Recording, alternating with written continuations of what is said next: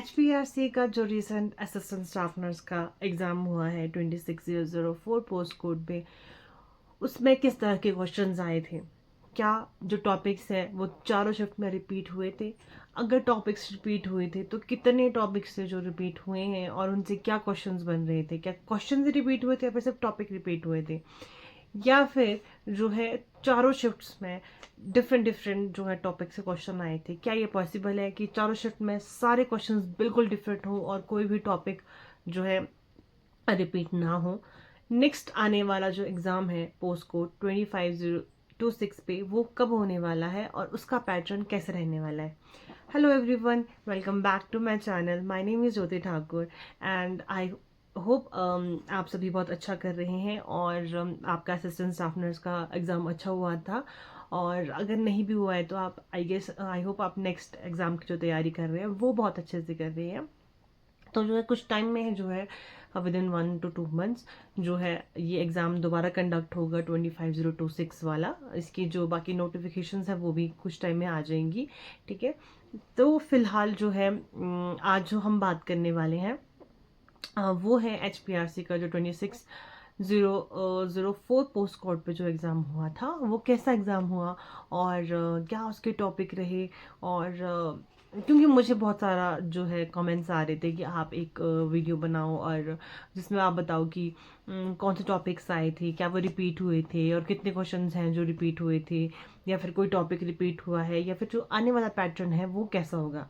तो मैं ये बता दूं कि आने वाला जो एग्ज़ाम है वो कैसा होगा ये प्रेडिक्ट करना तो थोड़ा सा मुश्किल तो होता ही है। ठीक है, जो अभी का HPRC का एग्ज़ाम हुआ है वो जो पिछला पहले जो एग्ज़ाम्स होते थे उससे थोड़ा सा डिफरेंट था। थोड़ा लेवल मुझे लगा कि हाँ थोड़ा बेटर लेवल है। और एज यू कैन सी कि जो वेटेज है जनरल नॉलेज का वो थोड़ा कम हो गया है पहले से। पहले जो है डिफरेंट पैटर्न था, अब जो है 85 क्वेश्चंस होते हैं आपके नर्सिंग सब्जेक्ट के और 35 जो है जीके के। फिलहाल मैं मेरी माना जाए तो अभी भी मुझे लगता है कि जीके का वेटेज बहुत ज़्यादा है, जबकि नर्सिंग स्टूडेंट्स के लिए इतना जीके जो है मतलब मायने नहीं रखता। तो मेरे हिसाब से 20 questions are enough. GK English Hindi सब कुछ मिला के 20 क्वेश्चंस इनफ थे।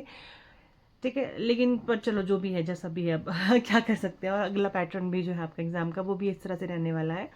120 क्वेश्चंस होंगे जिसमें 85 जो है आपका नर्सिंग पोर्शन रहेगा और जो आपके 35 मार्क्स है वो रहेंगे आपके जीके के। ये जो 35 मार्क्स जीके, जिसमें सिर्फ जीके नहीं होता, आपका इंग्लिश, हिंदी, रीजनिंग, मैथमेटिक्स सारे क्वेश्चंस जो हैं इंक्लूड होते हैं। ठीक है, तो उसकी बात हम कभी डिफरेंट किसी सीरीज में करेंगे, लेकिन आज हम करेंगे सिर्फ और सिर्फ नर्सिंग पोर्शन की बात। तो मैं ये बिल्कुल पूरी सीरीज लेके आने वाली हूँ जिसमें हम हर वीडियो में एक डिफरेंट टॉपिक के बारे में बात करेंगे। आज का जो है हमारा topic that is MSN medical surgical nursing. चारों शिफ्ट में जो 20 मार्च और 21 मार्च को जो एग्ज़ाम हुआ है उन चारों शिफ्ट में जो है कौन कौन से टॉपिक से क्वेश्चंस आए हैं और कौन से टॉपिक से रिपीट हुई है एमएसएन के मेडिकल सर्जिकल नर्सिंग के, तो वो हम आज बात करने वाले हैं। अच्छा, इसको शुरू करने से पहले मैं ये बता दूं कि जो नेक्स्ट वीडियो है वो आप प्लीज़ कमेंट करके बताना कि आप कौन से सब्जेक्ट के बारे में जानना चाहोगे। ठीक है, अगर आप पीडिया, ऑब्स एंड गायनी, मतलब 1 by 1 तो मैं सारी वीडियोस लेके आऊँगी ही, लेकिन आप लोग मुझे बताना कि आप पहले कौन सी वीडियो देखोगे इसके बाद, फंडा, ऑब्स एंड गायनी या फिर पीडिया। ठीक है, या ऑनको या रिसर्च और मैनेजमेंट के क्वेश्चंस भी का भी काफ़ी वेटेज था। तो आप मुझे बता सकते हो कमेंट्स में कि आप नेक्स्ट वीडियो किस पे देखना चाहोगे। और अगर आपने अभी तक मेरे वीडियो को मेरे चैनल को सब्सक्राइब नहीं किया है तो प्लीज़ आई रिक्वेस्ट यू कि प्लीज़ मेरे चैनल को सब्सक्राइब ज़रूर करें, सो दैट मुझे भी मोटिवेशन मिले कि मैं जो है नेक्स्ट वीडियोज़ लेके आऊँ। ठीक है, आपने जैसे मेरी चैनल पे देखा भी होगा कि जो मैं पिछली वीडियोस बना रही थी वो एक फैमिली व्लॉगिंग पे थी। तो अब मैं अपना नीश जो है चेंज कर रही हूँ, जो मैं अब नर्सिंग सब्जेक्ट के बारे में वीडियोस बनाऊंगी। अगर अगर मुझे लगा कि मेरी जो व्यूअर्स है काफ़ी अच्छा रिस्पॉन्स दे रहे हैं इस नीश पे, तो ज़रूर मैं इस पे वीडियोस कंटिन्यू करूँगी। तो प्लीज़ अगर आपको मेरी वीडियोस अच्छी लग रही हैं इस सब्जेक्ट के ऊपर, तो आप प्लीज़ मुझे कमेंट ज़रूर करें और मेरी वीडियो को लाइक करें और सब्सक्राइब भी ज़रूर करें। तो चलिए स्टार्ट करते हैं एमएसएन के बारे में। सबसे पहले तो एमएसएन में जो सबसे ज़्यादा रिपीटेड क्वेश्चंस जो है जिस टॉपिक से आए थे, मतलब पहले तो बाद में किस पर्टिकुलर पार्ट से सबसे ज़्यादा क्वेश्चन आए थे, तो वो है आपका कार्डियोलॉजी, यानी कि आपका हार्ट जो है उससे सबसे ज़्यादा क्वेश्चन आए हुए थे। चाहे वो एनाटॉमी हो, ठीक है, एमएसएन में हम एनाटॉमी भी कवर करेंगे, ठीक है, क्योंकि बहुत सारे क्वेश्चंस थे जो सिर्फ डायरेक्ट एनाटॉमी से पूछे गए थे, पार्ट्स के बारे में पूछे गए थे, ठीक है, और इसके अलावा जो है कुछ डिजीजेज थी और कुछ क्वेश्चंस जो है वो रिपीट हुए। तो सबसे पहले बात करते हैं हम हार्ट के बारे में। हार्ट के एनाटॉमी से काफ़ी ज़्यादा क्वेश्चंस आए हुए थे, ठीक है, कि सबसे ज़्यादा जो है आपका पंप जो है प्रेशर किस में सबसे ज़्यादा होता है, जैसे कि लेफ्ट वेंट्रिकल में सबसे ज़्यादा प्रेशर होता है, क्योंकि उसमें पूरी पूरी बॉडी को जो है पम्प करना होता है, तो सबसे ज़्यादा प्रेशर आपका लेफ्ट वेंट्रिकल में होता है, ठीक है, ऐसे क्वेश्चन आया हुआ था। और भी हार्ट के एनाटॉमी से क्वेश्चन आए हुए थे। और हाइपरटेंशन, हार्ट के बाद में बात करूंगी हाइपरटेंशन। हाइपरटेंशन से भी काफ़ी क्वेश्चन आए हुए थे। क्रॉनिक हाइपरटेंशन के बारे में क्वेश्चन आया हुआ था। और WHO का क्या क्राइटेरिया है हाइपरटेंशन के लिए, हाइपरटेंशन आप कब बोलते हो, इससे क्वेश्चन आया हुआ था। इसके अलावा मतलब हाइपरटेंशन ऑल ओवर टॉपिक बहुत इंपॉर्टेंट है, हार्ट और हाइपरटेंशन, ठीक है, ये दोनों ही टॉपिक बहुत ज़्यादा इंपॉर्टेंट है और इससे जो है क्वेश्चन आए हुए थे। और इसके अलावा जो है हार्ट की एट्रोफी से क्वेश्चन आए हुए थे।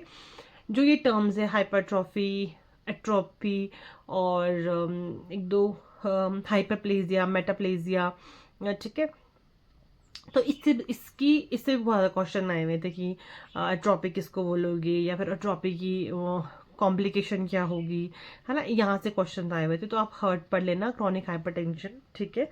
और अच्छा, हार्ट से रिलेटेड एक क्वेश्चन और भी आया था जो कि पीडिया का टॉपिक है, by the way, that is TOF, teratology of Fallot से क्वेश्चन आया हुआ था, लेकिन वो पीडिया में आता है तो हम उसको वहाँ डिस्कस कर लेंगे, ठीक है। नेक्स्ट जो है आपका वो टॉपिक आया था नोज ब्लीड। नोज ब्लीड से कम 2 क्वेश्चन आए हुए थे, ठीक है। एक था आपका इसकी नोज ब्लीड की इंटरवेंशन क्या है, और दूसरा था कि आप फर्स्ट एड क्या करोगे, या फिर आप क्या चीज़ अवॉइड करोगे, जैसे किसी पर्सन को नोज ब्लीड अगर हो रहा है तो आप क्या चीज़ अवॉइड करोगे। तो एक नोज ब्लीड मतलब, जितना मेरा मानना है, बहुत ही जनरल डेली डेली लाइफ के क्वेश्चंस पूछे गए थे एमएसएन से इंटरवेंशन में, जैसे कि नोज ब्लीड हो गया, ठीक है। और एक और टॉपिक मैं आपको बताती हूँ जो कि डेली लाइफ का एक क्वेश्चन था कि आपको उस कंडीशन में क्या करना चाहिए। आई होप मैंने वो क्वेश्चन पूरे के पूरे क्वेश्चन तो मैंने नहीं लिखे हैं, लेकिन मतलब डेली लाइफ के जो आप क्वेश्चन डिस्कस करते हैं, मतलब वैसे कोई क्वेश्चन आया हुआ था, अब मुझे शायद यहाँ पे वो दिख नहीं रहा है, ठीक है, चलो कोई बात नहीं, अगर मुझे लगे याद आएगा तो मैं दोबारा आपको बताऊंगी, ठीक है। नेक्स्ट जो टॉपिक है जो मोस्ट इम्पॉर्टेंट है, तो जो अब हम नेक्स्ट बात करेंगे स्ट्रोक के बाद जो है नेक्स्ट था वो था रेस्पिरेटरी डिस्ट्रेस। रेस्पिरेटरी डिस्ट्रेस से क्वेश्चन आया हुआ था। नेक्स्ट आए थे आपका क्वेश्चन जो मैंने आपको बता दिया एट्रोपी से हाइपरप्लेजिया, मतलब एट्रोपी से क्वेश्चन आया हुआ था, तो आप सबकी डेफिनेशन पढ़ लेना, हाइपरप्लेजिया क्या होता है, मेटाप्लेजिया क्या होता है, ये सब कुछ पढ़ लेना। नेक्स्ट है आपका फंगल इन्फेक्शन। फंगल इन्फेक्शन से क्वेश्चन आया तो ये पूरा का पूरा टॉपिक इंपॉर्टेंट हो जाता है फंगल इन्फेक्शन में, ठीक है, कि कौन कौन से फंगल इन्फेक्शन है और उनका सिर्फ यही पढ़ लेना कि कौन कौन से फंगल इन्फेक्शन है और किस में कहाँ पे रैश देखने को मिलता है, ठीक है, तो ये इंपॉर्टेंट है। नेक्स्ट है आया था क्वेश्चन, वो था अब इसको आप जो है न्यूट्रिशन का टॉपिक मान लो या फिर यहाँ पे ऐड कर लो कि कार्बोहाइड्रेट का जो मेटाबॉलिज्म है उसका मेटाबॉलिज्म कैसे होता है, ठीक है, तो वो अच्छा मेटाबॉलिज्म से एक और क्वेश्चन भी इंपॉर्टेंट बनता है, दैट इज एंजाइम्स पे, और एंजाइम्स पे क्वेश्चन आया भी था कि पेप्सिन किसको ब्रेक डाउन करता है, ठीक है, तो ये क्वेश्चन आया हुआ था। तो इसके अलावा आपने ये भी पढ़ना है कि अमाइलेज किसके, ठीक है, किसका ब्रेक डाउन करता है, जितने भी आपके जो पैनकेटिक जूसेस है वो किस किस को ब्रेक डाउन करते हैं, फिर जो कार्बोहाइड्रेट का ब्रेक डाउन है वो कहाँ से शुरू हो जाता है, वो माउथ किस में ही शुरू हो जाता है, मतलब, ठीक है, और प्रोटीन है उसका ब्रेक डाउन कहाँ पे स्टार्ट हो रहा है, तो ये सब कुछ आपने साथ साथ पढ़ लेना, ठीक है। नेक्स्ट है इसमें आपका पैरालिसिस से, मैं आपको बताया था कि स्ट्रोक से क्वेश्चन आया हुआ था कि स्ट्रोक के बाद पैरालिसिस हो जाए तो मतलब क्या इंटरवेंशन होगा, ठीक है, ये था। अच्छा, और एक क्वेश्चन था जो इम्पोर्टेंट है हार्ट वाला कंप्लीट हो गया। हार्ट वाला आई गेस मैंने कंप्लीट कर ही दिया है। ठीक है, हार्ट के बाद जो है ब्लड की बात करूंगी मैं। ठीक है, ब्लड से क्वेश्चन आया हुआ था, अनीमिया से क्वेश्चन आया हुआ था।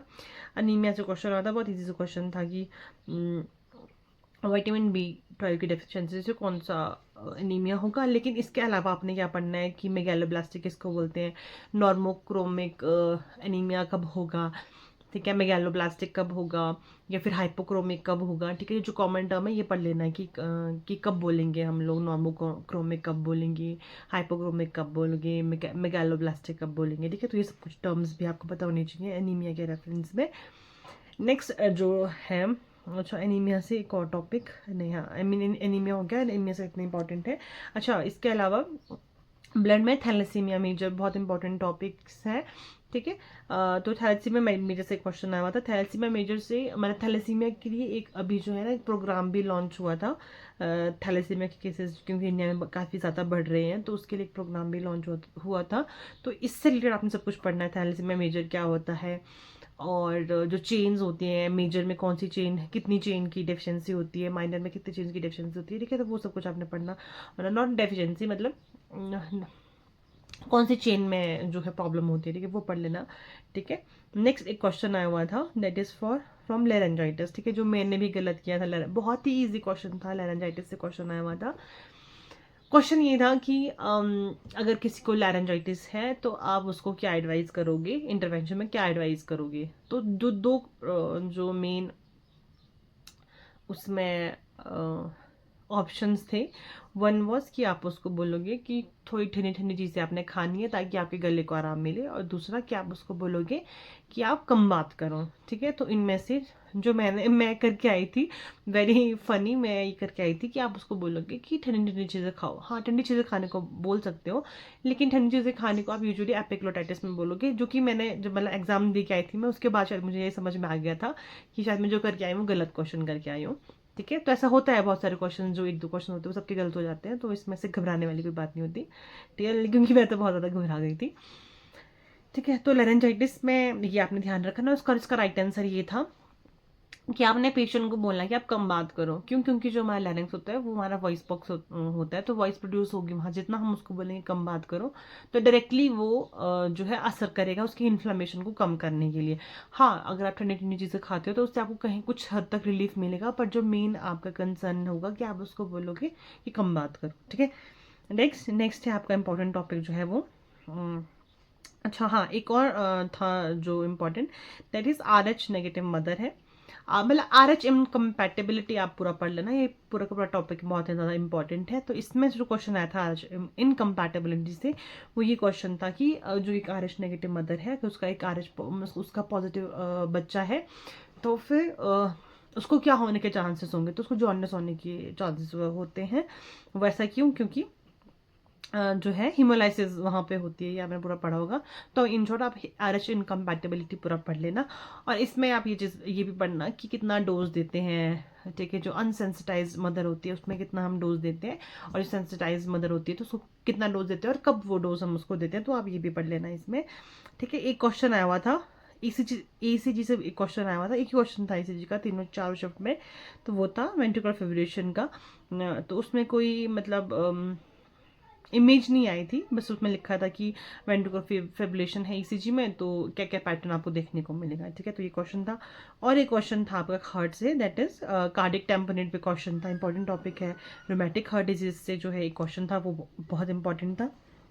ठीक है, rheumatic heart disease all over आपका, क्योंकि ऑटो इम्यून डिजीज है, तो ये पूरा टॉपिक जो है मतलब इंपॉर्टेंट अपने आप बन जाता है। ठीक है, इसके अलावा हम बात करेंगे तो इसके अलावा कौन सा क्वेश्चन था, हाँ कैपिलरी फिल टाइम से जो है एक क्वेश्चन आया हुआ था, तो आपने कैपिलरी फिल टाइम पढ़ लेना है। ठीक है, नेक्स्ट था वॉन विलबोर्ड फैक्टर के बारे में क्वेश्चन आया था कि अगर किसी में वॉन विलबोर्ड फैक्टर कम है तो फिर आप क्या इंटरवेंशन करोगे इसके लिए। तो आप पूरा छोटा सा टॉपिक है, मतलब ये बहुत बड़ा टॉपिक नहीं है, तो आप ये पूरा टॉपिक पढ़ सकते हो। ठीक है, उसके अलावा एक इम्पॉर्टेंट टॉपिक जो है, जिससे जो है 2 या 3 क्वेश्चन आए थे हर शिफ्ट में, मतलब 2-3 क्वेश्चन नहीं आए थे, मतलब एक हर शिफ्ट में एक क्वेश्चन आया हुआ था, दैट्स व्हाट आई मीन। वो था नेफ्रोटिक सिंड्रोम। ठीक है, एक शिफ्ट में क्वेश्चन आया हुआ था कि डायबिटिक पेशेंट है, उसको नेफ्रोटिक सिंड्रोम हो गया, ठीक है, तो अब उसको क्या क्लिनिकल मैनिफेस्टेशन देखने को मिलेगी, ठीक है।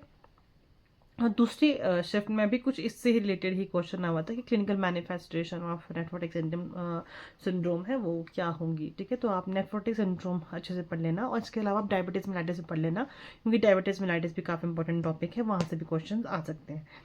इसके अलावा जो है नेक्स्ट दैट इज ग्लोमेरुलोनेफ्राइटिस, ठीक है, वो इम्पॉर्टेंट टॉपिक है, वो पढ़ लेना, ठीक है। नेक्स्ट आप जो है पढ़ सकते हो आप अस्थमा। अस्थमा भी बहुत इंपॉर्टेंट टॉपिक है, अस्थमा से क्वेश्चन आए हुए थे। अस्थमा की फार्मा से क्वेश्चन आए हुए थे, ठीक है, कि आप कौन से ड्रग्स उसमें दोगे अस्थमा में, तो ये क्वेश्चन आया हुआ था, ठीक है। उसके अलावा था आपका लिम्फॉइड ऑर्गन्स से क्वेश्चन आया हुआ था, तो लिम्फॉइड ऑर्गन्स के नाम आप पढ़ लेने, और प्राइमरी लिम्फॉइड ऑर्गन कौन सा होता है, सेकेंडरी कौन सा होता है, तो आपको ये पता होना चाहिए, ठीक है। नेक्स्ट जो है वो था ब्लड वेसल्स टू सप्लाई। हाँ, ये क्वेश्चन अनॉटमी का था, ठीक है, कि जो लीवर को है कौन सी ब्लड वेसल जो है सप्लाई कर रही है, तो लीवर के अलावा जितने भी आपको बॉडी की जो है मेजर ब्लड वेसल्स उनके नाम पता होने चाहिए, और कौन सी मेजर ब्लड वेसल किसको सप्लाई करती है, और मेन जो आपकी वेनस ड्रेनेज कौन लेके आता है, ठीक है, तो वो पता होना चाहिए। नेक्स्ट आपका है मेनर्स डिजीज, इसकी क्लिनिकल मैनिफेस्टेशन पे क्वेश्चन जो है वो आए हुए थे, ठीक है। इसके अलावा क्रेनियन नर्व्स बहुत ही ज़्यादा इंपॉर्टेंट टॉपिक है आपका। क्रेनियन नर्व्स, आपको सारी क्रेनियन नर्व्स के नाम पता होने चाहिए, ठीक है। और किस क्रेनियन नर्व को हम कैसे चेक करते हैं कि वो काम कर रही है कि नहीं, क्या ट्रोक्लियर को कैसे चेक करेंगे काम कर रही है कि नहीं, फेशियल नर्व को आप कैसे चेक करोगे कि वो काम कर रही है कि नहीं, ठीक है, तो आपको ये पता होना चाहिए इस टॉपिक से। नेक्स्ट है आपका स्वेट ग्लैंड, ये स्वेट ग्लैंड से क्वेश्चन आया हुआ था, ठीक है। नेक्स्ट है आपका आई से आपको कैटरेक्ट में क्वेश्चन आया हुआ था, और ईयर से आपको क्वेश्चन आया हुआ था, ईयर के एनाटॉमी से क्वेश्चन आया हुआ था, ठीक है। जो ईएनटी आप उसकी एनाटॉमी भी अगर आप कर लेते हो तो आप मतलब, और जो मेन उसमें जैसे ग्लूकोमा है, ग्लूकोमा से भी क्वेश्चन आया हुआ था, ठीक है। तो ईएनटी में आप ये कर सकते हो, आई एंड ईएनटी में आप में जो है सारी एनाटॉमी पढ़ लो, और जितने जितने टॉपिक्स हैं उसमें जो जो डिजीज़ है, मतलब जैसे ग्लूकोमा हो गया, कैटरेक्ट हो गया, और ओटाइटिस मीडिया हो गया, तो इनकी सिर्फ आप डेफिनेशन भी पढ़ लोगे तो वो मोर देन इनफ हो जाएगा इन तीनों जो है टॉपिक से, ठीक है।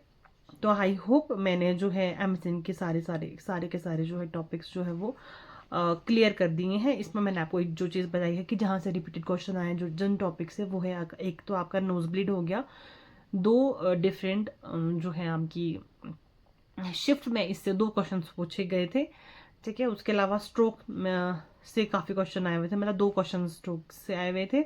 इसके अलावा नेफ्रोटिक सिंड्रोम से रिपीट क्वेश्चन हुए थे, ठीक है। और ग्लियोमा, ठीक है, ग्लियोमा को तो हम मतलब जो मैं आपको ऑनकोलॉजी बताऊंगी तो वहाँ पे कवर कर दूंगी, लेकिन आपको ग्लियोमा के बारे में पता होना चाहिए कि ग्लियोमा कहाँ का कैंसर होता है और किस तरह से स्प्रेड करता है, ठीक है, तो ये पता होना चाहिए। इसके अलावा एक क्वेश्चन जो था वो हम दोबारा ऑनको में भी पढ़ेंगे, कि आपका सर्विक्स का जो कैंसर है वो कौन से सेल्स से होता है, कौन से सेल में आपका जो है वो कैंसर होता है, तो वो स्क्वैमस सेल्स में होता है, स्क्वैमस सेल्स कार्सिनोमा होता है सर्विक्स का कैंसर, ठीक है।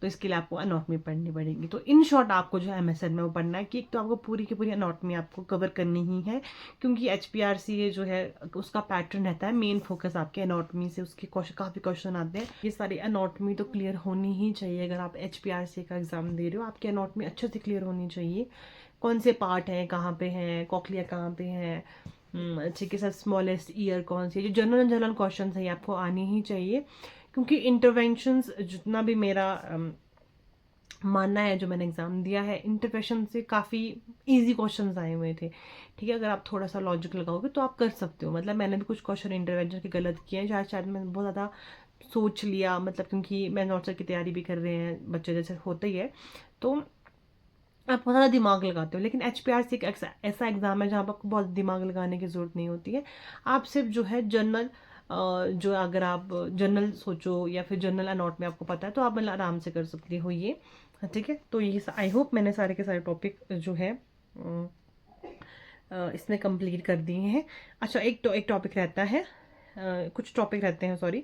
तो वो है एक तो आपका लेयर्स ऑफ स्किन से क्वेश्चन आया हुआ था। लेयर ऑफ स्किन के साथ में आप बर्न पढ़ लेना, और साथ में आप जो है बर्न के अलावा वूंड हीलिंग पढ़ लेना आप, ठीक है। इसके अलावा नॉर्मल बीपी का क्वेश्चन आता है, जो मैंने कि इसमें इंक्लूड नहीं किया क्योंकि नॉर्मल बीपी सबको पता ही होता है क्या होता है, ठीक है। तो मतलब वही है कि हाइपरटेंशन से काफ़ी क्वेश्चंस आए हुए थे, 3 से 4 क्वेश्चन हाइपरटेंशन से आए हुए थे, लेकिन बहुत ज़्यादा टफ क्वेश्चंस नहीं थे, काफ़ी इजी क्वेश्चंस थे, आप इजीली कर सकते हो।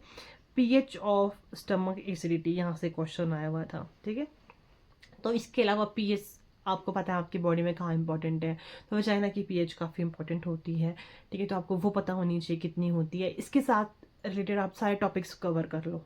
अगर आपको लग रहा है कि ये टॉपिक पिछले एग्जाम में आया था, तो उससे रिलेटेड आप सारे टॉपिक कर लो। जैसे कि पीएच ऑफ स्टमक एसिडिटी का क्वेश्चन आया था, तो आप साथ में के साथ आप जो है वजाइना का पीएच पढ़ लो, कब कम होगा, कम ज़्यादा होगा, कौन सा माइक्रोऑर्गेनिज्म है जो कम करेगा, या किसके ग्रोथ से जो है पीएच ज़्यादा हो जाएगा, ठीक है। तो ये सारी चीज़ें आप साथ साथ पढ़ लो। इसके अलावा जैसे आप जो क्वेश्चन आया ही था पीएच वाला स्टमक एसिडिटी से, तो कब जो है पीएच इंक्रीज होता है, कब डिक्रीज होता है, कौन सा माइक्रोऑर्गेनिज्म होता है, या फिर किसकी वजह से ये पीएच मेंटेन मतलब रहता है। तो जो भी टॉपिक्स आए हैं उससे रिलेटेड आप जितने क्वेश्चंस पढ़ सकते हो जनरल, वो आपको सारे पढ़नी है, ठीक है। इंटरवेंशन के लिए मैं बोलूँगी कि बहुत ज़्यादा टफ इंटरवेंशन नहीं, वो इंटरवेंशन के लिए बहुत ज़्यादा टफ इंटरवेंशन नहीं थी, तो इस पर ज़्यादा फोकस करने की ज़रूरत नहीं है। मेन फोकस आपको होना चाहिए एनाटॉमी, क्योंकि वो HPR से अच्छे से पूछता है। तो that's all for the video. I hope आपको वीडियो अच्छी लगी है, तो प्लीज़ मेरी वीडियो को लाइक शेयर और कमेंट ज़रूर करें, और प्लीज़ और कमेंट्स में ये ज़रूर बताएं कि आपको नेक्स्ट वीडियो है वो कौन से सब्जेक्ट पे देखनी है।